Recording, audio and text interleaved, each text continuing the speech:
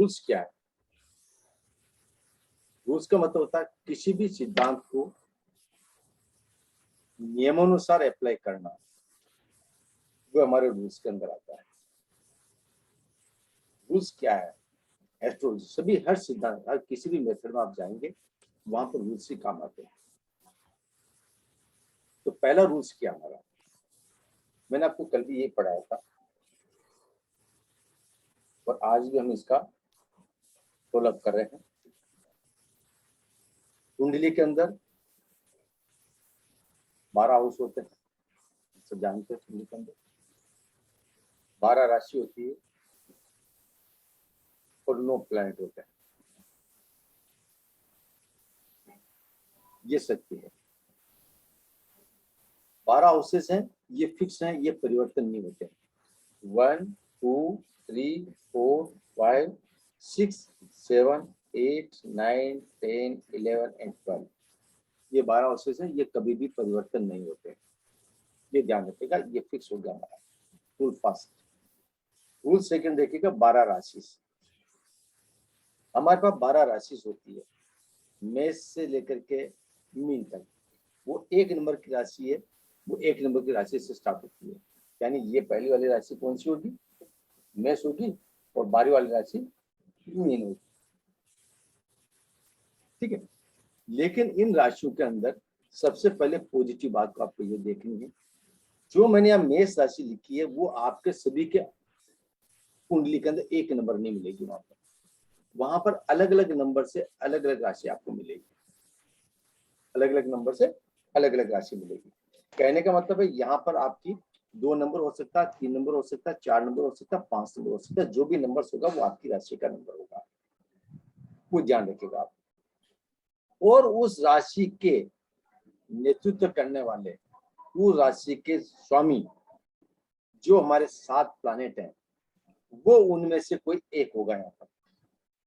लेकिन ये जो 9 प्लैनेट है, ये कहीं पर भी बैठने के लिए स्वतंत्र है, ध्यान रखिएगा। ये प्लैनेट 9 प्लैनेट इस राशि कुंडली के अंदर कहीं पर भी बैठ सकते हैं। पहला है 12 हाउसेस फिक्स है, 12 हाउसेस के अंदर हर हाउस के अंदर एक राशि ही बैठेगी। वो राशि कोई सी भी हो सकती है, लेकिन उस हाउस का प्रतिनिधित्व करेगी। लेकिन उस हाउस 12 ही हाउसेस के अंदर 9 प्लैनेट्स हैं, वो कहीं पर भी बैठ सकते हैं, वो स्वतंत्र है। वो चाहे एक घर में बैठे, 2 घर में बैठे, 3 में बैठे, 4 में, 5 में, 6 में, चाहे सब में कहीं पर भी बैठे, वो उसके लिए स्वतंत्र, ध्यान रखेगा। वो कहीं पर भी बैठ सकते हैं। ठीक है, अब यहाँ पर बैठने के बाद अब यहाँ से आपकी कुंडली स्टार्ट हो जाती है, जो आपको पढ़नी है, जो आपकी लग्न कुंडली कहलाती है।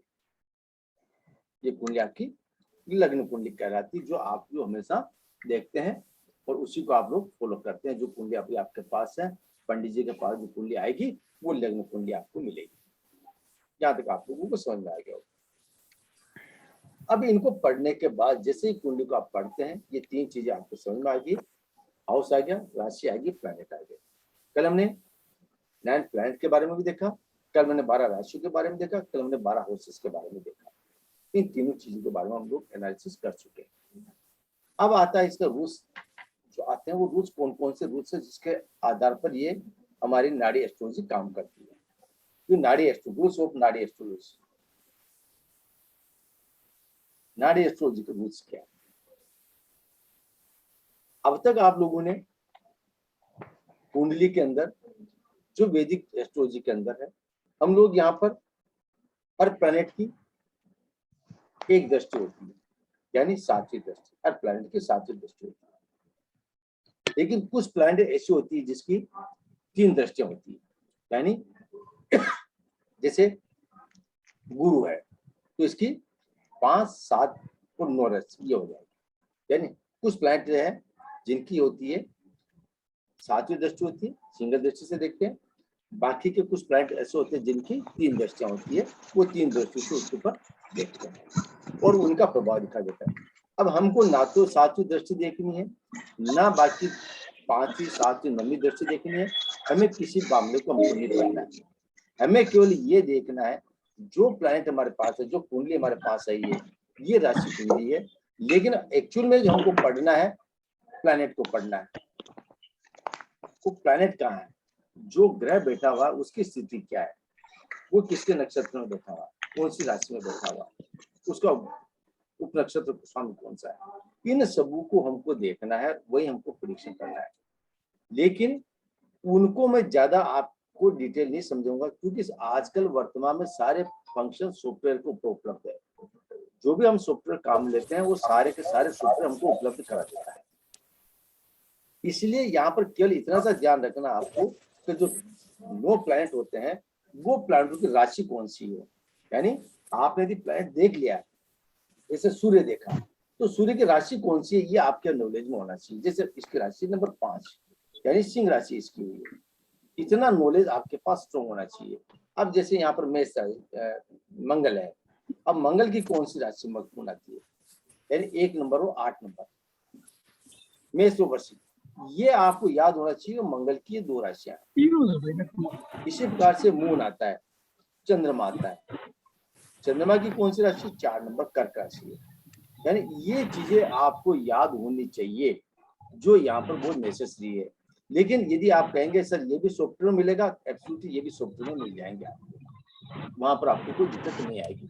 लेकिन व्यावहारिक नॉलेज में जब कोई व्यक्ति जातक आपसे पूछेगा पंडित जी मेरी राशि कौन सी है, पंडित जी मेरा लग्न कौन सा है, तो वहां पर आप कमजोर ना पड़े, इसलिए थोड़ा हम लोग वैदिक को हम पढ़ेंगे, वैदिक नक्षत्र को हम वैदिक के नक्षत्रों के साथ साथ हम प्लैनेट को पढ़ेंगे, हाउसेस को पढ़ेंगे और राशि को हम पढ़ेंगे, जिससे क्या आपका बेसिक नॉलेज थोड़ा कंप्लीट होकर चला जाए, ताकि आपको मालूम पड़ जाए लग्न कौन सा है, राशि कौन सी है, कहाँ विराजमान है, ये नॉलेज होना चाहिए। यदि लग्न में यहाँ पर सूर्य बैठा है तो क्या रिजल्ट देगा, राहु बैठा तो क्या रिजल्ट देगा, या दशा भुक्ति अंतर्गत प्लैनेट चलते तो क्या रिजल्ट देते हैं, वो एक बेसिक नॉलेज है जो हम आगे बढ़ करके चलेंगे, समझाने का प्रयास भी करूंगा मैं। यहाँ पर अभी हमको ये देखना है कि सूर्य, मंगल और चंद्रमा की राशि आपको याद होगी, तो इसके आधार पर आप काम कर सकते हो। ठीक है सर। दूसरा निवेदन है मेरा रूल्स को लेकर के। अब हमारा रूल्स क्या है, नाड़ी का रूल्स पहला, यानी प्रत्येक हाउस का, यानी प्रत्येक भाव का, हाउस को हम भाव भी बोलते हैं, प्रत्येक भाव का 12वां भाव, हर भाव का 12वां भाव उसको डिस्ट्रॉय करता है, यानी नुकसान पहुंचाता है। अब जैसे ये 1 है, ये जो 1 है ये क्या है, सेल्फ है। 1 नंबर हाउस सेल्फ को दर्शाता है, 1 नंबर है सेल्फ को लिए। अब सेल्फ को नुकसान कौन सा पहुंचाएगा, इसका 12th हाउस, यानी खर्चा। अब खर्चा कौन सा हो सकता है, हॉस्पिटलाइजेशन का खर्चा भी हो सकता है, हेल्थ का खर्चा भी हो सकता है। किसी को भी नुकसान है तो नुकसान किसको कर रहा है, 1 नंबर को नुकसान कर रहा है, यानी हमारे को सेल्फ को नुकसान कर रहा है।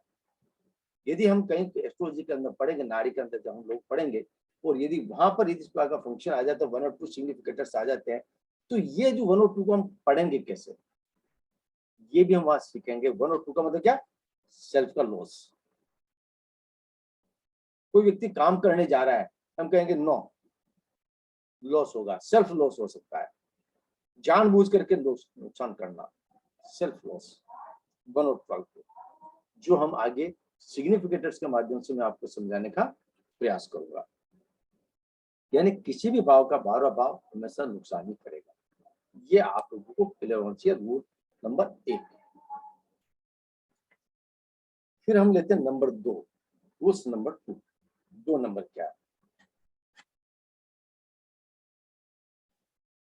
नक्षत्रधारी का 2 नंबर का रूल्स। यहाँ पर 2 चीज आप लोगों को बहुत अच्छी तरह से समझनी है। पहली चीज तो ये है कि हम लोग जो नाड़ी एस्ट्रोलॉजी पढ़ रहे हैं, नाड़ी एस्ट्रोलॉजी के अंदर जो शॉर्ट नेम है आपको भी समझ में आ जाएगा, डीबीए और पीएनएस, ये इनको आपको समझना बहुत जरूरी है। अब अगर पूछेंगे कि डीबीए क्या होता है, ये पीएनएस क्या होता है, तो डीबीए क्या हो गया, दशा और डी लिखते हैं हम, भुक्ति बी लिखेंगे हम, और अंतरे को ए लिखेंगे, अंतरे को हम ए लिखेंगे। ये नॉर्थ साउथ इंडियन, नॉर्थ में क्या होगा, दशा, अंतरा और प्रत्यंतर, जो आप लेते हैं ना वो हम उसमें। लेकिन शॉर्ट नेम अभी वर्तमान प्रचलित है वो डीबीए प्रचलित है, दशा भुक्ति और अंतर को लेकर के चलते हैं। तो डीबीए को हमको यहाँ पर क्लियर हो गया, ये दशा है। दशा जीवन में एक दशा एक बारी आती है। तो बी क्या है? दशा ना बी बी भुक्ति है। भुक्ति। हाँ भुक्ति है, यानी एक बार भुक्ति लाइफ के अंदर, क्योंकि हमारे जो पाराशर ऋषि जी थे उन्होंने व्यक्ति की उम्र को 120 वर्ष काउंट किया। कितना वर्ष काउंट किया? 120 वर्ष। 120। यानी ओके 120 वर्ष तक व्यक्ति जीवित रहता है। 120 अच्छा वर्ष के अंदर वहां पर उन्होंने, हमारे प्लैनेट 9 प्लैनेट है, हर प्लैनेट को एक समयावधि दी है। तो इस समयावधि तक उस व्यक्ति के सभी प्रकार के इवेंट के ऊपर आपकी मॉनिटरिंग रहेगी, चाहे प्रॉफिट में रहो, चाहे लॉस में रहो, चाहे न्यूट्रल रहो। आपको जो भी इवेंट देनी है वो हर प्लैनेट को उन्होंने अलग अलग ईयर के हिसाब से बांट दिया, जो मैं आपको लिखाने का प्रयास बाद में करूंगा। इसको अभी हम नहीं ओके देखेंगे। यहाँ पर जो दशा होती है 9 प्लैनेट की दशा 120 वर्ष में काउंट किया जाए, एक प्लैनेट को वन सिंगल टाइम ही मिलता है। यानी जुपिटर की दशा आई है तो जुपिटर की दशा जीवन में एक बार ही आएगी, वो रिटर्न होकर के नहीं आएगी, ध्यान रखिएगा। यानी दशा तो एक बार ही आएगी। आपने देखा होगा बहुत से व्यक्ति बचपन के अंदर बहुत आलीशान जिंदगी जीते हैं, ठीक है, लेकिन बुढ़ापे में आते आते बहुत परेशान होकर बैठ जाते हैं। बहुत से व्यक्ति आपने ऐसा देखेंगे तो जवान बुढ़ापे बचपन में तो बहुत स्ट्रगल करते हैं और बुढ़ा के अंदर एंजॉय करते हैं, हवाई जहाज के अंदर घूमते, बच्चे आगे पीछे घूम रहे, पोते पोते उनको घुमा रहे, आनंद से साथ जिंदगी बीती है। क्यों? कि वो जो जब दशा स्टार्ट हुई तब परेशानी थी, और जब लास्ट की दशा आ रही है उसको जिंदगी में आनंद देकर के जा रही है। तो ये भाग्य के ऊपर नहीं, ये हमारी दशा भुक्ति अंतर के ऊपर निर्भर करता है, दशा कौन सी रहेगी जीवन के अंदर, उतार चढ़ाव कैसा रहेगा, जो हम आसानी से सर एक पॉइंट पूछना था आपसे। जब दशा आती है, जब महादशा आती है, तो क्या जैसे फॉर एग्जांपल आपने कहा जुपिटर की महादशा हो किसी की, तो is that suppose to be good? और वो मतलब कि वो अच्छा करती है वो क्या, लेकिन तो और क्या करती है? ओके देखिएगा, या जब दशा आती है अच्छी आएगी या बुरा आएगी इसकी स्टडी हम कोर्स के अंदर करेंगे, जो अभी मैं बताने का अच्छा प्रयास ओके करूंगा। अभी हमें ओके यह मालूम नहीं ओके पड़ पाती दशा अच्छी है बुरी है। आप अच्छी या बुरी अच्छा दशा की स्टडी हम कैसे करेंगे? हम हमारे सिग्निफिकेटर्स के माध्यम से करेंगे, जीवन के अंतर अच्छा के माध्यम से करेंगे। वो प्रॉफिट देगा, जी लॉस देगा, वो आपको आभास करा देगा। ओके ओके ठीक है, थैंक यू सो इसी मच। हाँ इसी को, ये दशा जीवन के अंदर एक बार आएगी। हर दशा का एक टाइम पीरियड होता है और टाइम पीरियड के अंदर वो चलती रहती है। आपने देखा यदि किसी दशा के अंदर शादी नहीं हो रही है, जैसे मैंने यहाँ लिखा गुरु के, यहाँ पर जैसे मैंने लिखा, मैंने गुरु की दशा लिखी, अब गुरु की दशा लिखी, अब गुरु में किसी का मैरिज नहीं हुआ, तो ये लगातार जब तक गुरु की दशा रहेगी तब तक उसका मैरिज नहीं होगा। शनि ने भी मना कर दिया तो फिर मैरिज नहीं होगा, और मरकरी में बुध ने भी मना कर दिया तो फिर मैरिज नहीं होगा। यानी तीनों दशा यदि मिल जाती तो व्यक्ति की आधी जिंदगी निकल जाती, उसकी शादी नहीं हो पाती, इसलिए लोग कुंवारे रह जाते हैं। वो भी मैं आपको समझाने का प्रयास करूंगा इस प्रकार की दशा किस प्रकार से काम करती है। तो जो हमारे 120 वर्ष की जो लाइफ है वो 120 वर्ष की लाइफ को कैसे देखते हैं, यानी पहली दशा कौन से प्लैनेट की होगी। तो दशा भुक्ति अंतर के अंदर मैं आपको समझाने का प्रयास करता। पहली दशा हमारे केतु, ये जो सीरीज है ये फिक्स है, ये दशा फिक्स होती है, इसके अलावा कोई बीच में कोई एक अंक इधर उधर दशा बीच में इन्वॉल्व नहीं होती। जैसे पहला केतु है तो केतु चलेगा, केतु के बाद शुक्र आ जाएगा, शुक्र के बाद सूर्य आ जाएगा, उसके बाद चंद्र आ जाएगा, चंद्र के बाद मंगल आ जाएगा, उसके बाद राहु आ जाएगा, उसके बाद गुरु आ जाएगा, और गुरु के बाद शनि आ जाएगा, और शनि के बाद बुध आ जाएगा। ये दशाएं फिक्स है, यानी पहली दशा केतु की होगी। यदि आपका जन्म शुक्र की दशा में हुआ तो शुक्र से एक नंबर स्टार्ट होगा, कि शुक्र सूर्य चंद्र मंगल राहु गुरु शनि बुध और केतु आ जाएगा। यदि आपका जन्म चंद्र के दशा के अंदर स्टार्ट होता है तो चंद्र के बाद मंगल आएगा, चंद्र मंगल राहु गुरु शनि बुध केतु शुक्र सूर्य आ जाएगा। यानी दशा जहां से स्टार्ट होती है उससे आगे वाले प्लैनेट्स के ऊपर चली जाती है। हम ऐसा नहीं चंद्र में आगे हम केतु देख लेते हैं, केतु दशा बीच में नहीं आएगी, ये फिक्स है। जिस प्लैनेट की सीरीज है ये प्लैनेट की सीरीज निश्चित रहती है, इसी के अकॉर्डिंग दशा भुक्ति अंतरा चलता है, और यही से हम आगे बढ़ेंगे। अब यहाँ तक जैसे केतु की दशा स्टार्ट होती है तो यहाँ पर जो रूल्स हमारा क्या है, डीबीए दशा भुक्ति अंतरा। तो यहाँ पर लिखेगा दशा is stronger than dasha, dasha is stronger than bhukti, bhukti is stronger than अंतरा।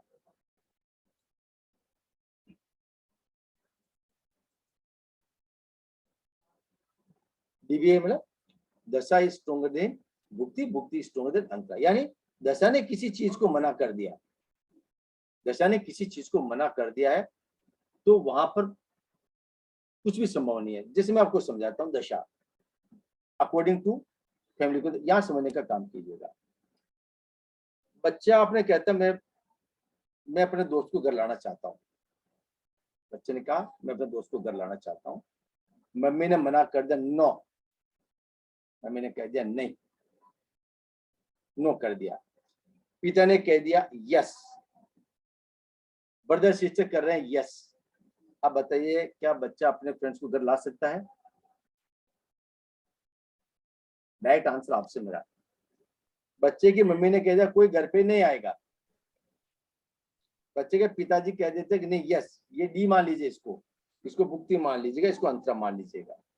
अब बताइएगा कोई ला सकता है कि घर पे? नो नो नहीं, क्यों नहीं ला नो सकता? क्योंकि मम्मी सबसे अच्छी बड़ी होती है। ला सकते हैं, फादर ने कह दिया। नो, मैं यहाँ पिता को ले लेता हूँ। पिताजी कहते हैं कि मेरा मित्र आज घर पे आने वाला है, तो घर में मम्मी की चलती है। बिल्कुल सही कहा। मैं दशा को इसलिए यस कर दिया। यदि दशा ने यस कर दिया है, तुम पापा को पूछ लेंगे, और पापा न्यूट्रल है। पापा ने कहा मुझे नहीं मालूम, तू जाने, तेरी मम्मी जाने, तू जाने, वो पापा न्यूट्रल हो गए। समझने का मतलब, मैं समझाने का प्रयास कर रहा हूँ, समझने का प्रयास कर देखा। यानी किसी dasha is stronger than bhukti, bhukti is stronger than antara. यदि दशा मम्मी ने मना कर दिया घर पे कोई नहीं आएगा, पापा कहे बच्चों को जा बेटा तेरे दोस्त को ला, जा बेटा तेरे दोस्त को ला, मैं यहीं बैठा हूँ, यहीं बैठा हूँ, तो बच्चे की हिम्मत नहीं होगी, बोल नहीं यार मम्मी ने मना कर दिया। पापा के कह देंगे तो काम नहीं चलेगा। भाई लेकर के आ गया तो दशा क्या करेगी? खराब करेगी मुझे। बच्चे के जाने के बाद दशा क्या करेगी? खराब करेगी, उस बच्चे की हालत करेगी, नहीं करेगी? हाँ सही है। ठीक है, तो दशा इज स्ट्रॉन्ग। दशा यदि पॉजिटिव है आपकी, तो आप रिस्क ले सकते हो। नहीं मम्मी ने कह दिया अब तो जो होगा जो देखा जाएगा, पापा को भी देख लेंगे, कोई दिक्कत नहीं, मना लेंगे पापा को, तो पापा न्यूट्रल होकर बैठ जाएगा, तेरे जैसे जो कर। तो सर इसमें दशा पॉजिटिव और नेगेटिव का पता कैसे चलेगा कि ये पॉजिटिव है और नेगेटिव है? यही तो सीखना है मैम अपन यहाँ पर, यही सीख रहे हैं। पहले रूल्स तो सीख लेना। आप रूल्स को सीख लीजिएगा। पॉजिटिव नेगेटिव तो बहुत आसान है देखना, पॉजिटिव नेगेटिव तो बहुत आसान है, बहुत आसानी से सीखेंगे हम। तो dasha is stronger than bhukti, bhukti is stronger than antaral. Okay, rules number 2। Rules number 3,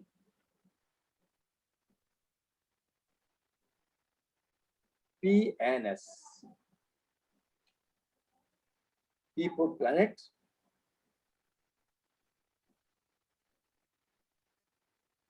N for nakshatra, और S for सबलोड। ये क्या है PNS? ये सबसे बड़ी बात है। एग्जाम्पल के रूप में ये हमारा एस फोर क्या है? सबलोड, सब लोड, SUB LORD। ओके। अब यहाँ पर समझने का प्रयास कीजिए। ये हमारा 10th हाउस है अकॉर्डिंग है, और यहाँ पर कोई व्यक्ति रहता है जिसका नाम है किरण जी, को लिख देते हैं, या किरण जी रहती है। ओके, आपको यदि कुंडली को देख के पूछा जाए कि किरण जी कहाँ रहते हैं, तो हम कहेंगे किरण जी 10वें नंबर के यहाँ पर बैठे हैं, इस जगह रहते हैं। अब 10वें नंबर को समझने को प्रयास कीजिएगा। 10वां नंबर क्या है? किरण जी कहाँ रहते हैं? इंदौर में रहते हैं। मालूम पड़ गया किरण जी कहाँ रहते हैं? इंदौर में रहते हैं। ये प्लैनेट कह रहा है हमारा, ये हमारा कौन कह रहा है? प्लैनेट, यानी ग्रह ने कहा कभी किरण जी इंदौर में रहती है, इस ओके। अब इंदौर को छोटी मोटी जगह तो नहीं। अब लोकेशन आती है इंदौर में व्यक्ति कहाँ रहता है। नाड़ी किसको कहते हैं, मैं समझाने का प्रयास कर रहा हूँ। नाड़ी एस्ट्रोलॉजी क्या है? प्लैनेट ने कहा व्यक्ति इंदौर में रहता है, इस ओके। कुंडली कह रही इंदौर में रहता है, हम भी मान रहे इंदौर में रहता है, लेकिन इंदौर का क्षेत्र कौन सा है? हम कहेंगे इंदौर के गांधीनगर में रहता है। ओके, ये कह रहा है, इसका प्लैनेट का, इसका नक्षत्र कह रहा है, नक्षत्र कह रहा है भी वो गांधीनगर में रहता है। ओके, नक्षत्र क्या? PNS, प्लैनेट इज ओके, नक्षत्र। लेकिन सब लोड कह रहा है गांधीनगर में हम कहाँ ढूंढेंगे, वो कह रहा है 114 नंबर के मकान के अंदर गली नंबर 4 में रहता है। मैम 114 नंबर के गली नंबर 4 में रहता है। तो हमको इस इंदौर में सीधा कहाँ जाना, गूगल सर्च कहाँ करना, हमको कहाँ करना, हमको 114 गली नंबर 4। 114 नंबर मकान के अंदर। अब हमें इंदौर से कोई लेना देना नहीं, गांधीनगर से लेना देना, गूगल में सर्च किया, डायरेक्शन दिया, हम सीधा वहां पर चले जाएंगे। तो ये जो सब लोड आता है, ये सब लोड यही बताता है कि व्यक्ति की एक्चुअल पोजीशन कहाँ है। ये एक्चुअल पोजीशन, यहाँ जो एक्चुअल पोजीशन ये बैठा हुआ है, यहीं पर हमको पहुंचना है। This is the sub load. ये सब लोड हमको कह रहा है, यानी इवेंट कहाँ है, इवेंट कह रहा है 114 नंबर के मकान के ऊपर, जो व्यक्ति वहां बैठा है उसको ढूंढना है। हमको यहाँ इंदौर में मिलेगा, ये बिल्कुल ठीक वैदिक ने बताया। 114 इंदौर में व्यक्ति बैठा हुआ है। इंदौर में कहाँ बैठा हुआ, नक्षत्र ने कहा गांधीनगर में बैठा है, लेकिन गांधीनगर में सूक्ष्म चलिएगा, उसने कहा गली नंबर 4 114 नंबर के मकान में व्यक्ति बैठा हुआ है। आपने कहा ओके, आप सीधे यहाँ से गूगल सर्च करेंगे, डायरेक्शन लगाए और सीधे 100 गली नंबर 4 में चले जाएंगे। बाहर जाके घंटी बजा देंगे, भैया में हम रहते हैं क्या, बोले वहां सब यही रहते हैं। तो ये पीएनएस का सर जी मतलब नमस्ते। जी सर, ठीक है सर, इसलिए हम यहाँ पर देखेंगे। हेलो हाँ बोलेगा सर जी, अभी वो ग्रह का हो गया, लेकिन 10th हाउस जिस हाउस में आएगा तो उसका सब लॉर्ड भी कुछ बताएगा ना सर। आप अभी आप साइलेंट, अभी मैं आपको अलग से समझा दूंगा, अभी इसके बाद में समझा दूंगा। अभी ओके, एक्चुअल ये समझने का ओके। प्रयास कीजिएगा हम कहाँ चल रहे हैं। सर अभी आप लेट आए होंगे, बीच में मस्त टोका करो है, समझा दो ना अच्छे। आप यहाँ पर ये देखिए कि वस्तु की लोकेशन कहाँ है, व्यक्ति किस लोकेशन में बैठा हुआ है। जिस लोकेशन में बैठा उस लोकेशन को पकड़ना है आपको, और जैसे आप उस लोकेशन को पकड़ेंगे तो आपका आंसर मिल जाएगा। यानी हर हाउस का, यानी हर हाउसेस का, हम यहाँ केवल ये समझाने का प्रयास कर रहा हूँ, यानी हमें क्या करना, हमें केवल आम खाने हैं। पेड़ किसने लगाया वो जाने, पानी कौन पिला रहा हमें कोई लेना देना नहीं, हमें तो आम खाना है कि इस व्यक्ति को ढूंढना है, और ढूंढने के लिए हमारे पास शेड्यूल आ गया है। यदि यहाँ पर हम किसी चीज को पकड़ने के लिए सब लोड के पास जाएंगे, दूसरा आप ध्यान रखिएगा, जहां मैं वापस आपको स्टार्ट कर रहा हूं, अब यहां पर सीधे आप आते हो PNS, सब लोड इज स्ट्रोंगर देन नक्षत्र, नक्षत्र स्ट्रोंगर देन प्लैनेट।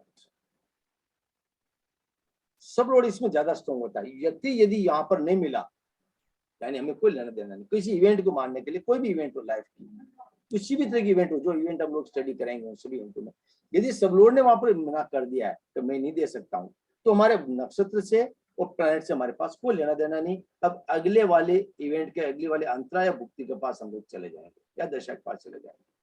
हर दशा का PNS होता है, हर भुक्ति का PNS होता है, और हर अंतरे का PNS होता है। हम उस PNS को पढ़ने के बाद ही आगे निर्णय कर पाएंगे कि व्यक्ति के जीवन में घटने वाली एक घटना पॉजिटिव है या नहीं है। यदि नहीं होगा तो हम मना कर देंगे भी आपके जीवन में घटना होने वाली नहीं है। ये आप ध्यान रखेगा, बिल्कुल क्लियर है यहाँ पर। अब हम आते हैं नेक्स्ट, नंबर 2 हो गया, नंबर 3 तो आपने लिख लिया होगा, महादशा का रोड stronger than bhukti, bhukti stronger than antara. ध्यान रखिए महादशा का, पहले हम DBA चल रहे थे, आप यहाँ पे बीच में था दशा को ही चल रहे थे हम, dasha is stronger than bhukti, bhukti stronger than antara. इसी दशा को आपके रूट नंबर क्या है PNS के अंदर, सब लोड इज स्ट्रोंगर देन नक्षत्र, नक्षत्र स्ट्रोंगर देन प्लैनेट। ठीक है, अब वो हमारा आता है 3 नंबर का।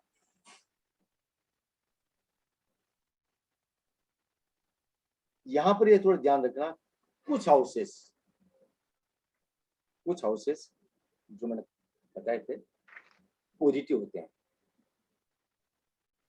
अच्छी दोस्ती होती है, ये भी कभी ब्रेक नहीं करते, ये कभी ब्रेक नहीं करते, बहुत अच्छे मित्र होते हैं, जॉइंटली काम करते हैं, एकदम साथ मिलकर के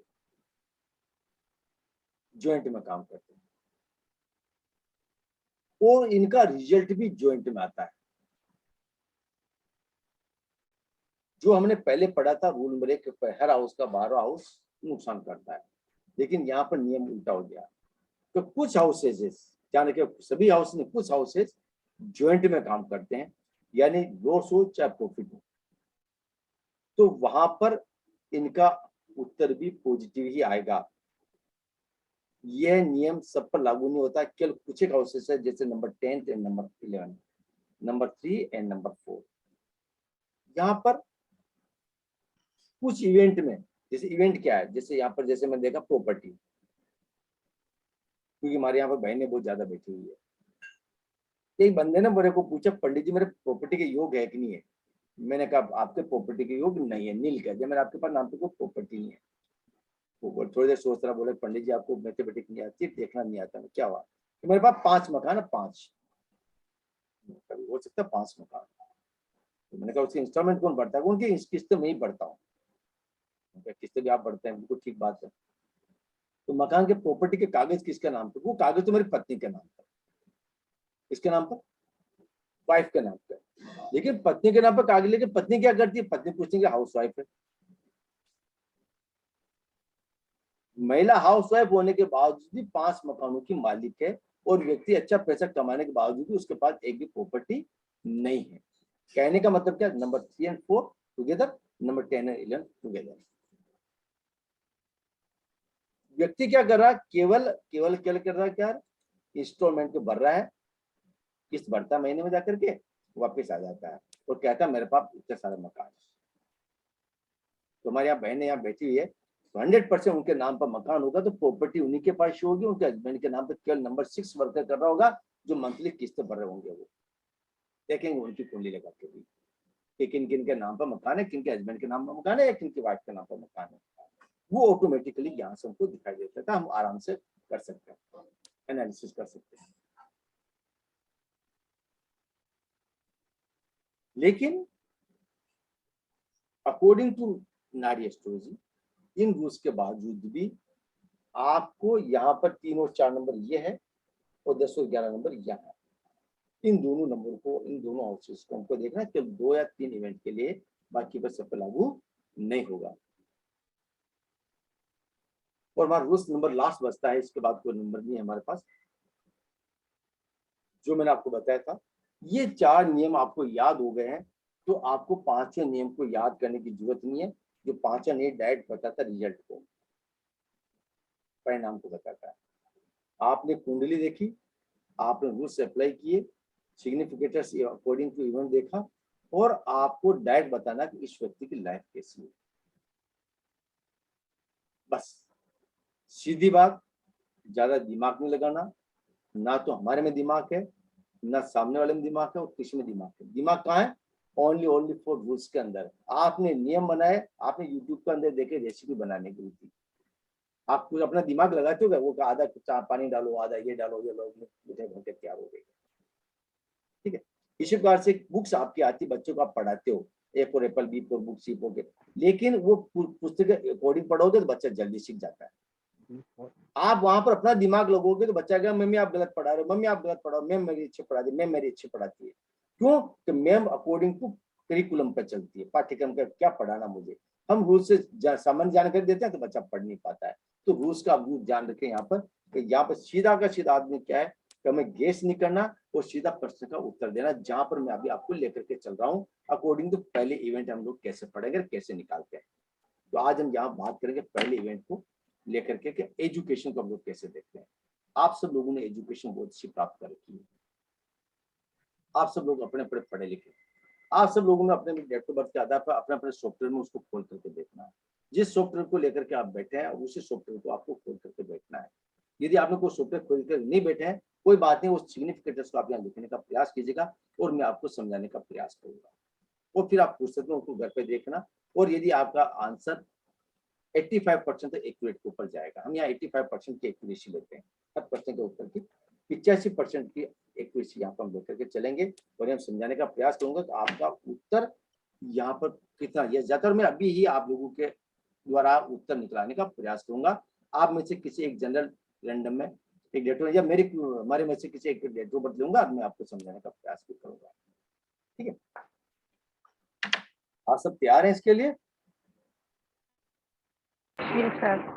जी सर। Yes. देखते हैं। Sir, I just wanted to ask a question. जी बोलेगा। Can I do that? जी बोलेगा। Sir, वैदिक एस्ट्रोलॉजी में और नाड़ी एस्ट्रोलॉजी में ये क्या डिफरेंस है, अभी व्हाट देखेंगे। एग्जैक्टली इज द वर्ड नाड़ी का मतलब क्या होता है? नाड़ी एस्ट्रोलॉजी। अभी मैंने बताया ना पीएनएस को लेकर के, नाड़ी का मतलब सूक्ष्म part of so micro level का स्टडी करना।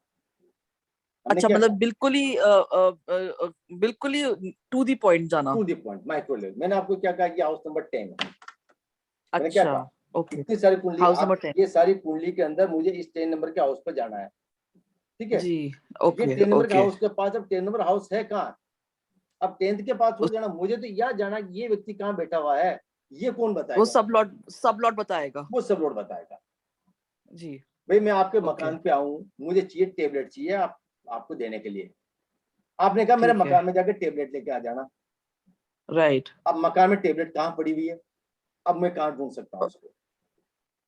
ओके, तो सब लॉट चाहिए उसके लिए। आप कहोगे तीसरे नंबर के कमरे में कपबोर्ड के अंदर ऊपर वाले रैक के अंदर पड़ी हुई है, बिना सोचे समझे गोली उठा के लिया। राइट, ओके, अब मुझे फाइन, सारे हाउसेस से मुझे कोई लेना देना नहीं, मुझे रूम नंबर 3 में जाना, विंडो के पास वाली कपबोर्ड में जाना और ऊपर वाले शेल्फ के अंदर से मेडिसिन लेके आज लाके आपको देनी है। ओके ओके, राइट, ये हम वही पॉइंट हमारा यहाँ है।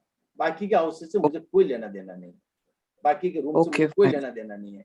आपने जो डायरेक्शन दिया तो वही मुझे लाना है। सो बेसिकली नाड़ी means it's like to the point, बिल्कुल ही उसका एग्जैक्ट पॉइंट निकालना, जो जो ओके कहीं पेन हो या कोई प्रॉब्लम हो। ओके। गाय को रोटी देते हैं आप, हाँ जी। गाय को रोटी नहीं देते हैं सर, आप? मैं इंडिया में नहीं रहती, मैं अब्रॉड रहती हूँ, तो वहां नहीं पे नहीं हमको गाय मैं नहीं मिलती। ये क्वेश्चन मेरा जनरल आपसे, देखो कितने इमेज काम करते हैं बता रहा हूँ, इमेज कैसे काम करते हैं। हाँ, हम लोग गाय गाय को को रोटी कहते हैं, जब इंडिया में तो देते हैं। देते ना, वो रोटी कहाँ रखते जी, हो आप, जो हमारे टिफिन में कहाँ रखते हो, गाय के लिए रोटी कहाँ पड़ी रहती है, वो टिफिन में, वो कैसरोल में, कहाँ पड़ी रहती है, कैस्ट्रोल बताइए, वो कहाँ रखते हो कैस्ट्रोल में, तो बता सकता आपने, किचन के महिला इतनी अंदर, बैठी हुई है। किचन के अंदर। नहीं वो जो जिसको अपन कहते हैं, जिसको सबसे अपन नीचे जी नीचे कैसरोल, कैस्ट्रोल में कहाँ कैसरोल रखते हैं, बोलते हैं कहाँ रखते हो कैस्ट्रोल में, सबसे नीचे नीचे। वेरी गुड, सबसे नीचे। बिल्कुल यही आंसर अच्छा, चाहिए था ओके मुझे। सबसे नीचे रखते ओके हैं, ओके, घर का दैट वे। कोई भी व्यक्ति जाएगा सबसे नीचे वाली रोटी उठाई बिना पूछे, हाँ वो सीधी गाय को देकर के आ ये गाय जाएगा। की है अच्छा, क्योंकि वो फर्स्ट रोटी होती है। जो फर्स्ट हो चाहे लास्ट हो, ओके, उसको मालूम फर्स्ट अंडरस्टूड। होगी या लास्ट होगी, वो 2 रोटी ही होगी जो हमको बाहर डोनेट अच्छा, करनी है।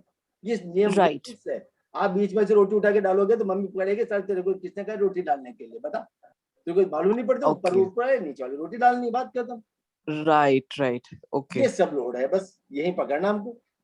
Yes sir, okay, okay, understood, ये जनरल यस, सामान्य नॉलेज दिया मैंने आपको ताकि आपको जल्दी पकड़ में आ जाए, जी, ठीक है। अब मैं आपको लेकर चलता हूँ इवेंट के ऊपर। आप सब लोगों को अपनी अपनी डेट ऑफ बर्थ अपने कागज पर लिखनी है, प्लेस एंड टाइम आपको अपने कागज पर नोट कर लेना, और ये सब एंट्री करते हैं आपका प्रेडिक्शन के अंदर, आप किस प्रकार से प्रेडिक्शन करेंगे, ठीक है। और मैं चाहता हूं आपका प्रेडिक्शन पहली बार ही 85% एक्यूरेट जाना चाहिए। कितना परसेंट? 85%। आपको क्या करना है, जब कभी व्यक्ति अकॉर्डिंग टू एजुकेशन के बारे में पूछे कि मेरी एजुकेशन कैसी है,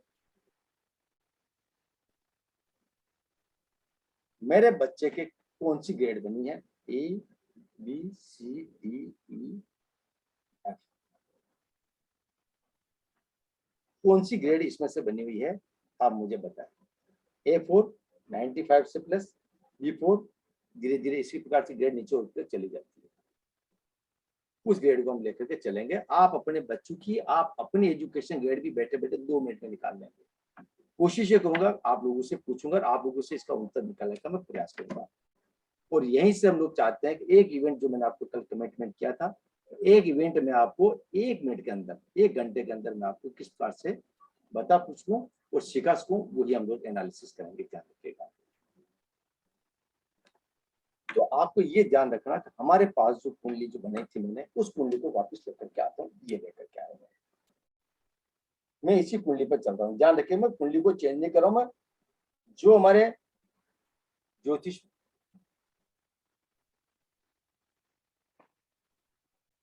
जो कुंडली बनाई है पढ़े हैं उसी के अकॉर्डिंग चलेंगे। यहाँ से कोई लीक से हट करके मैं नहीं चलूंगा और इसको समझाने का मैं प्रयास करूंगा।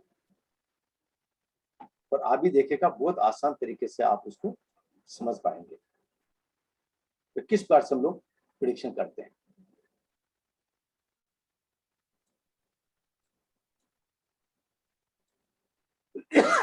आपने सबने अपनी डेट ऑफ बर्थ निकाल ली? आप सबने अपनी डेट ऑफ बर्थ निकाल ली? Yes, yes, yes, yes. Okay. Yes, sir. Yes, हाँ sir. सर। हमारा टॉपिक आता है बाबू कथा बोलबो ना। एजुकेशन का मतलब होता है शिक्षा से होता है। शिक्षा का अर्थ होता है किसी भी व्यक्ति जो अपने माता पिता से, अध्यापकों से या अपने गुरु से Please mute कर लीजिए जिसका भी ओपन है.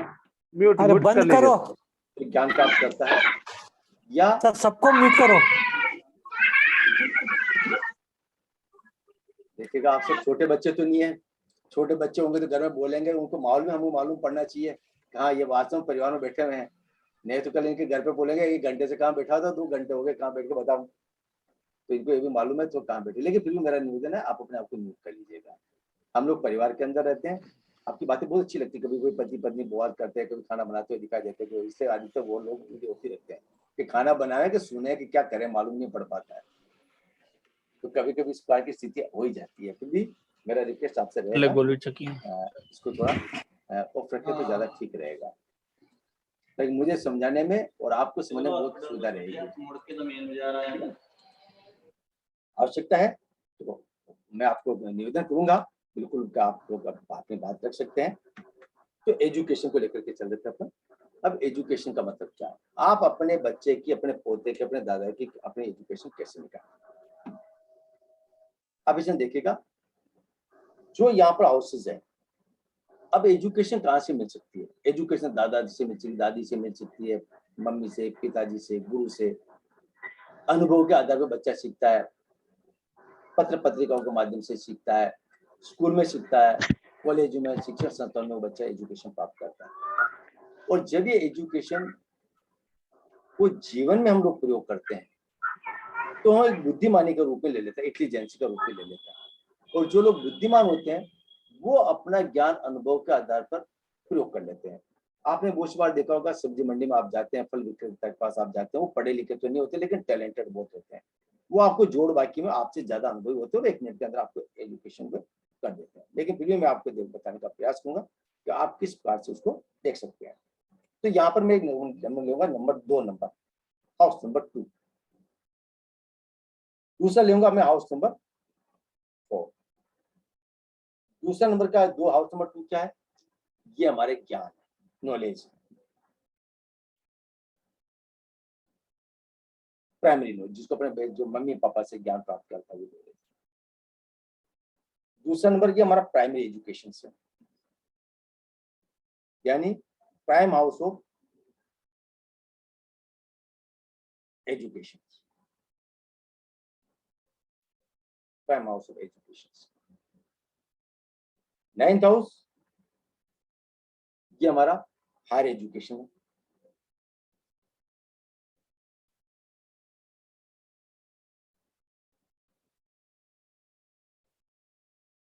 हायर एजुकेशन हो गया हमारा। और नंबर 11th ये हमारा 11वां है। ये हमारा लाभ दिखाता है, प्रॉफिट ऑफ एजुकेशन, यानी एजुकेशन से हमको कितना लाभ मिलेगा। और इसके साथ साथ कभी हम हाउस नंबर 5 को भी लेते हैं, यानी बुद्धिमान, इंटेलिजेंसी को भी लेते हैं। इस प्रकार से हमारे पास जो हाउसेस बनते हैं 2, 4, 9 एंड 11, ये 4 हाउसेस हमारे पास बनते हैं। यदि किसी कुंडली में ये जो नंबर हमको मिल जाते हैं, वह बच्चा ए नंबर वाले ग्रेड में पास होगा। कौन सी वाली ग्रेड में? ए नंबर वाली ग्रेड में पास होगा। अब इनको ढूंढने कैसे हैं? अब इनको ढूंढना कैसे और किस प्रकार आप उसको अप्लाई कर सकते हैं? बहुत ही आसान तरीके से। अब आपको दिमाग किस में लगाना है? कुछ दिखाई दिया बोर्ड के ऊपर? आपको किसमें दिमाग लगाना है? 2 नंबर नॉलेज के लिए, 4 number primary house of education, prime house हो गए। 9 नंबर हायर एजुकेशन है। 11 नंबर प्रॉफिट ऑफ एजुकेशन, जिसका हमारा fulfilment of desires of education का है। 5 नंबर इंटेलिजेंसी का है। यानी बहुत ही हम आसान तरीके से आपके हाउसेस का आधार पर, जैसे आप ये लोग फिलअप करोगे date of birth, present time, यदि ये जो नंबर मिलते हैं, इस नंबर को मिलते हैं हम लोग क्या कहेंगे, इस बच्चे के क्या परसेंटेज बनेगा, A+ बन जाएगा। इमीडिएट आप उसको A+ के लिए कह दो। ठीक है। अब आपको ढूंढना कैसे, अब आपको प्रश्न ये है कि हम ढूंढेंगे कैसे। मैं एक एग्जांपल को लेकर बताता हूँ आपको कैसे ढूंढना है, किस पास से ढूंढना है। तो ये जो 4 हाउसेज आपको मालूम पड़ गए कुंडली के अंदर, मैंने कोई दूसरे हाउसेज के बारे में भी कोई भी जिक्र नहीं किया, इनको मैं सबको भी डिस्टर्ब कर देता हूँ, इससे इनसे इससे। अब कौन सा हाउस ऐसे रहे जिनसे मेरे को लेना देना नहीं है, बाकी का हाउसेज नंबर याद आपको, यस सर। यानी हाउस नंबर 1, 3, 6, 7, 8 12 एंड 12। ठीक है। और 10 सर। हाँ, लेकिन अब कभी कभी क्वेश्चन होता है, एक जो सपोर्टिव हाउस नंबर होता है हायर एजुकेशन का, वो होता है नंबर 10। नंबर 10 यानी 4 नंबर, 9 नंबर, 10 नंबर और 11 नंबर, यही आपको देखना और इसी का आधार पर आपको प्रेडिक्ट करना है। अब देखते देखें आप कितना कर पाते हैं। अब मैं सीधा आपको कुंडली के ऊपर लेके चलता हूँ। 5 और 10 आपने किस लिए बताया, 5 हाउस और 10 हाउस? 5 नंबर में इंटेलिजेंसी के बारे में बताया था। 10th हाउस ये हमारा जो हाउसेज है, मेन हाउसेज है, जिसको फुलफिलमेंट, क्योंकि हमारा कर्म भूमि है, जिस एजुकेशन को लेकर चलते हैं प्रोफेशन के अकॉर्डिंग हम इसको आगे बढ़ाएंगे, इसलिए 10th हाउस भी इसकी आवश्यकता पड़ती है। वैसे अकॉर्डिंग टू रूल्स, ध्यान रखिएगा, अकॉर्डिंग टू रूल्स 9 यानी 4, 9, 11 नंबर हाउसेज हमको मिलते हैं, तो बच्चे के हायर एजुकेशन को ऊपर लेकर के जाते हैं। ये मैं आपको बताने का प्रयास करूंगा। 10th हाउस जो हमारे यहाँ पर लिखा हुआ है, इस हाउस को हम सबोर्डिनेट के ऊपर लेके एजुकेशन के लिए पॉजिटिव। मैं आपको बताया 2 हाउसेज एक साथ काम करते हैं, 10th और 11th हाउस। एजुकेशन के लिए हम इसको 10th हाउस को बहुत सपोर्टेड के रूप में मानते हैं। एक मैं डेट ऑफ बर्थ लेता हूँ आपके सामने और आपको समझाने का प्रयास करता हूँ। मुझे बताइएगा कि इमीडिएट इस बच्चे के क्या परसेंटेज रहे होंगे और किस जगह पर गया होगा बच्चा।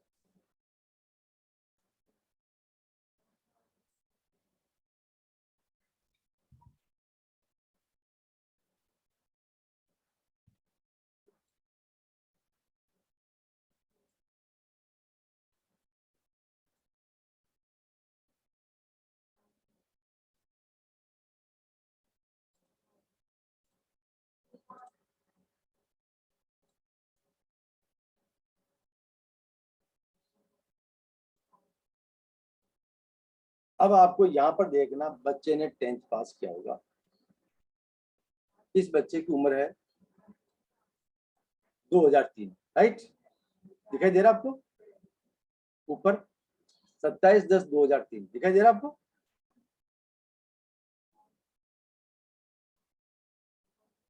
मेरा कर्सर दिखाई दे रहा है, ये 27/10/2003 यहाँ पे ऊपर। Yes sir. Yes sir, yes sir. इसको यहाँ से देखिए 27/10/2003, 22:26 बॉम्बे बांद्रा का बच्चे का जन्म है। ये बच्चा चाहता है कि मेरे 10th क्लास में क्या परसेंटेज बने, पंडित जी आप बताइएगा।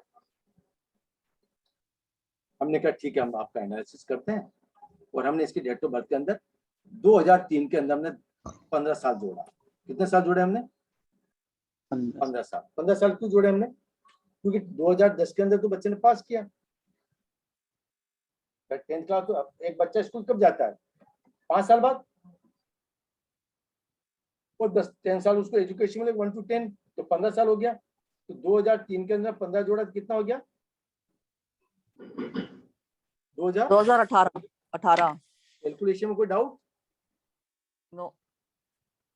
ओके। नहीं यानी अब देखिएगा 2018 को हमको पकड़ना है। 2018 में अब यहाँ देखिएगा दशा भी क्या चल रही है, 12 मरकरी की दशा चल रही है। किसकी दशा चल रही है?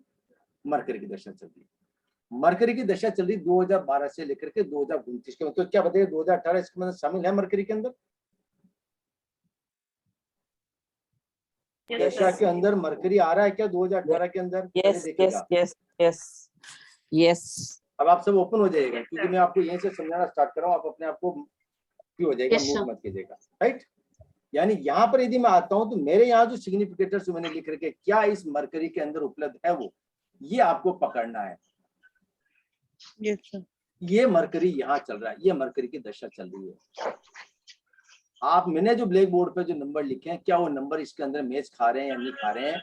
नंबर 4, 9, 10, 11, 2 ये जो नंबर लिख रखे हैं, इनमें से कौन कौन से नंबर इसमें मैच कर रहे हैं, जो आप देखेगा इसमें। आप देखिए कौन कौन से नंबर, क्या आप नंबर 4 इसमें देखे 2 है, नहीं है, 2 है, 5 है, 4 है, yes sir Yes, sir. Yes. Okay, 9, yes है सर 10, है सर Yes, sir. 11, है Yes, sir sir. 5, number Yes, 5। sir. Yes, sir. यानी ये सब नंबर इसमें मैच करना है, 1 है, 4 है, 5 है, देखिएगा वो 5 के बाद 10 और 11 है, ठीक है। इसके बाद नीचे 9 को देखेगा, यानी ये प्लैनेट हो गया मरकरी, नक्षत्र हो गया राहु, और सब लॉर्ड हो गया शनि। सैटर्न। यानी इनके अंदर हमने जो नंबर लिखा है वो नंबर इसमें मिल रहा है कि नहीं मिल रहा। ये जो नंबर मिलेंगे, ये मैंने कौन सी ग्रेड के बताए, मैंने आपको ए ग्रेड के बताए। तो क्या मरकरी इसको ए ग्रेड देगा या नहीं देगा? यस देगा। ओके, अब यहां से मैं थोड़ा सा आगे बढ़ता हूं, अब ये देखने का प्रयास कीजिएगा। ओके, क्या मैंने मरकरी, अब मैं जाऊंगा 2018 के पास। अब 2018 को पकड़, 2018 में किसकी दशा आ रही है, देखेगा राहु 2018 में, देखेगा 2018 में किसकी दशा आ रही है? मरकरी एंड Sun क्या है? ओके, मरकरी और सन की आ रही है, ठीक है, मरकरी सन। मरकरी सन। तो मैं मरकरी और सन को ले लेता हूँ, या बोली मरकरी, किसी को भी ले लेता है, या मैं या वीनस को ले लेता हूँ, वीनस ओके कर देता हूँ। तो वीनस को करेंगे तो हमारे पास 18 अपने आप पकड़ में आ जाएगा, ठीक है, क्योंकि हमको कहाँ तक चलना है, मार्च, क्योंकि बच्चे के एग्जाम कब होते हैं आपको ध्यान में, बच्चे के एग्जाम कब होते हैं? मार्च अप्रैल। अब मैंने कहा कि 2018 है तो मैं चलूंगा मार्च 2018 के पास चलने का प्रयास करूंगा मैं, राइट। अब 2018 के पास चलता हूँ तो मर यहाँ आती मेरे पास दशा आ जाती है वीनस की, ये वीनस आ जाता है। तो मार्च 2018 पकड़ता हूँ तो मैं, सर आप देखिएगा मेरे पास आता है मरकरी वीनस मरकरी। मरकरी में भी ओके आ जाता हूँ मैं यहाँ पर। आप कहेंगे सर मरकरी क्यों पकड़ते, तो मैं शनि को भी पकड़ सकता हूँ, राइट, ये दोनों टाइम पकड़ लेता हूँ मैं। यानी 3/3/2018, तो 3/3/2018 से 27/7/2018 के बीच में एग्जाम हो गए होंगे इस बच्चे के, जी। कोई डाउट आपको? ये क्लियर है? यहाँ पर मैं लाइन खींचता हूँ ताकि आपको जल्दी समझ में आ जाए। आपको लाइन का ये फॉर्मेट समझ में नहीं आ रहा तो मैं लाइन का कलर चेंज कर देता हूँ ताकि आपको जल्दी समझ में आ जाएगा। ये देखिएगा, अब तो ठीक है, इस लाइन को समझने का प्रयास कीजिएगा। ओके, अब यहाँ पर अब मैं वीनस को पास पकड़ता हूँ, वीनस को देखिएगा, वीनस में कौन कौन से नंबर है हमारे पास? नंबर 5 है, नंबर 10 है और नंबर 5 है। यानी वीनस ज्यादा सपोर्ट नहीं कर रहा है एजुकेशन के लिए, बुक की ज्यादा सपोर्ट नहीं करी, ध्यान रखिएगा। सुनिए मेरी बात को, केवल 5 नंबर दे रहा है, इंटेलिजेंस के नंबर दे रहा है, कोई बात नहीं, लेकिन हमको चलना आंतरिक ऊपर बच्चे का एग्जाम कब हुआ, हम उस टाइम पीरियड को पकड़ेंगे। हमारे पास टाइम पीरियड आता है शनि और मरकरी। अब शनि और मरकरी को वापिस देखेगा, शनि मरकरी क्या दे रहा है, वापिस शनि को देखेगा, शनि क्या वापिस ये नंबर दे रहा है क्या मुझे, जो मैंने बोर्ड पे लिखे हैं, जो देखेगा। है सर है सर। दिखाई दे रहा है आपको? शनि को देखिए 9 नंबर दे रहा है, 9 के बाद 4 नंबर दे रहा है, फिर 9 और 11 नंबर यहाँ दे रहा है। इसके बाद देखिए 9, 10, 11 नंबर कंटिन्यूस दे रहा है यहाँ पर, और ये 5 नंबर भी दे रहा है, ये नंबर पूरी कंटिन्यूस दे रहा है। इस 6 से उनको हमारे कोई लेना देना नहीं, ये न्यूट्रल, इसको हमको छोड़ना है। अब आप देखिएगा ये बच्चा किस ग्रेड में जाएगा, अब आप अपने हिसाब से अंदाजा करिए। मरकरी शनि भी मैंने आपके सामने खोल रखा है, मैंने मरकरी भी मैंने आपके सामने खोल रखा है, वीनस भी मैंने आपके सामने खोल रखा है।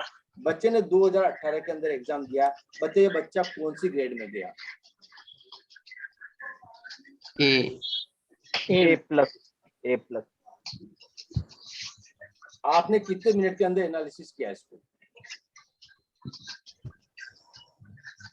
आपने कितने मिनट के अंदर इसको एनालिसिस कर दिया? बच्चा A+ ग्रेड में गया। 3 से 4 2 मिनट. अब बताइए 3 से 4 मिनट में, अभी आपने 4 मिनट के अंदर बच्चे, क्या हमने कुंडली के अंदर कोई योग देखे हैं क्या? कोई दशा को नो नो नो कोई प्लैनेट की दशा देखी क्या? कौन सा प्लैनेट कहाँ बैठा हुआ है? नहीं नहीं। ये जो प्लैनेट बैठे, इन प्लैनेट के अंदर मैंने आपको कोई बताया कि आप कौन से प्लैनेट के अंदर जा रहे हो? कि सन कहाँ बैठा है, मून कहाँ बैठा है, मरकरी कहाँ बैठा है, राहु केतु कहाँ बैठे है, किसकी दृष्टि किस पर पड़ रही है? हमने यहाँ देखा क्या कभी भी? नहीं. कुछ भी नहीं देखा। हमने यहाँ पर DBA को, जो मैंने आपको बताया दशा भुक्ति अंतरे के PNS को लेकर के एनालिसिस किया भी आपने, बहुत ही आसान तरीके। गुरुजी अगर 3/3/2018 तक उसका पेपर होगा बच्चे का, तो फिर तो A+ ले जाएगा, है ना? देखिएगा बिल्कुल। उसके बाद तो मरकरी वीनस मरकरी चल रहा है। नहीं, अपन सन और मरकरी को लिया ना सर, हम तो अपन रूल्स पर चलेंगे, रूल्स से हट करके अपन नहीं चलेंगे सर। हमने शनि को इसलिए लिया है कि यहाँ पर 2018 तक शनि चल रहा है, 3/3/2018 तक शनि चल रहा है, 18 के बाद मरकरी आ रहा है वापस, मरकरी नीचे वापस सपोर्ट कर रहा है हमारे को, ठीक है। लेकिन आपको यहाँ आने से पहले, अब आपको सर ये ओकेजनली हुआ क्या? ओकेजनली नहीं हुआ। आपको क्या करना है यहाँ आने से पहले? थोड़ा वो दिमाग लगाना। पूरी कुंडली के अंदर, अकॉर्डिंग टू कुंडली, पूरी कुंडली के अंदर आप देखेगा कि बच्चे ने हमेशा ही एजुकेशन के अंदर A+ ही लेकर के आया है, 90+95% ही लेकर आया है। देखिएगा सन को, देखेगा सन कितना स्ट्रॉन्ग है, देखेगा सन को, ये देखेगा सन को, ये 3 4 4 4 4 4 4 9 10 11, इस 10 11, ओके। यहाँ पर मंगल को देखेगा 9 9 के बाद देखेगा 10 11 12, ये यहाँ पर देखेगा, ये 9 11 देखेगा, ठीक है। राहु को देखेगा एजुकेशन के लिए, देखो राहु को आप, अब ये देखेगा एजुकेशन के लिए कैसा बच्चा है, देखेगा आप, ऑटोमेटिक आपको मालूम पड़ जाएगा ये बच्चा ब्रेन होकर के कहाँ जा रहा है, आपको बिना कहे मालूम पड़ रही है, मुझे बताने की आवश्यकता नहीं। आप देखेगा इसमें सेकंड हाउस नहीं आ रहा, फिर भी ये 90+ ले लेगा। हाँ, सेकंड हाउस नहीं ना आ नहीं, रहा। नहीं उसे को फर्क नहीं पड़ेगा, उसे को फर्क नहीं पड़ेगा, वो मैं और आगे समझाएगा, बताऊंगा कि सेकंड हाउस की हमें आवश्यकता क्यों नहीं पड़ती है। ये जानकारी के लिए बताया कि सेकंड हाउस हमारा नॉलेज का है, एजुकेशन।